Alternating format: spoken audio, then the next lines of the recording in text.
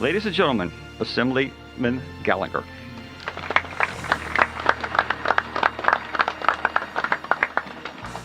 Well, thank you.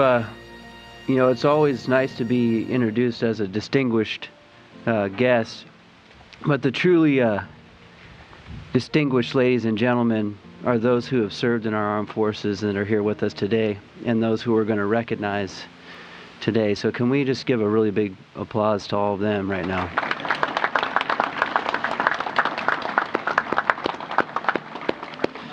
I want to first just say thank you for everybody who was involved in this. And, Tom Walther got a hold of me, I think, a couple months ago, maybe even more than that, and told me about this idea that he had to bring Wreaths Across America right here to Sutter County, to the Sutter Cemetery, and throughout our community.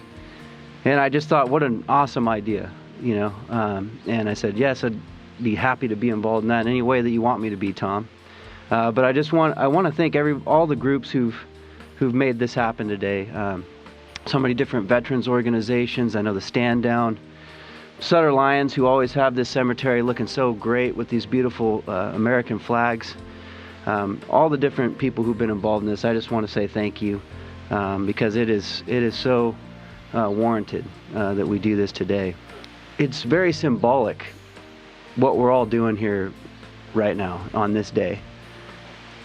One, because we're gathering here during the Christmas season, and I think it's said many times that we should remember veterans all the time, not just on Memorial Day, not just on Veterans Day, but all the time. So I think the fact that we're gathering here on a day that's maybe not always specified as a day that we remember veterans and that we talk about their dedication and sacrifice, that we do it right now.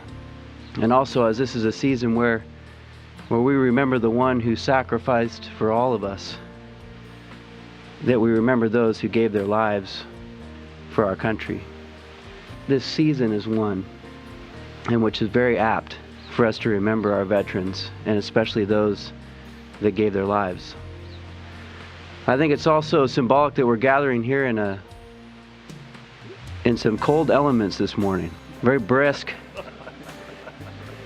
And I had to be the bearer of bad news to the colonel that yes, it is this cold, and it gets colder here in Northern California, but that's all right. But we're gathered here in the elements. We had to get out here and come out here, and I did think as I was standing up here, man, I should have worn my wool socks. But you know what? Our veterans who have gone all over the world in extreme heat, sleet, and snow. I think of my neighbor who was one of the chosen few in the Korean War when fought in sub-zero temperatures. I think we can handle a little bit of cold as we gather here this morning to celebrate those who have done so much for us and for our country. I think it's also symbolic in that this is a season where we gather together with our friends and families, and we enjoy meals and times together in fellowship. There's many of our men and women who are abroad now. They can't be with their families. They're serving on behalf of all of us. And, that's tough. That's very tough on their families, So can we take time, maybe away from that Christmas season to honor and respect them? I think we can. That's why this is such a great program that has been put together. Very happy to be part of it. And as we do this today, I think the other thing that I think is so great is as we place these wreaths, part of what is done is that you say the soldier's name.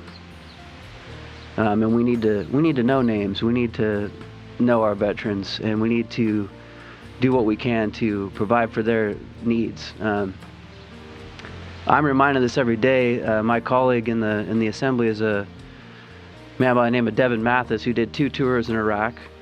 And on one of those tours was a recipient of a Purple Heart when his Humvee was blown up.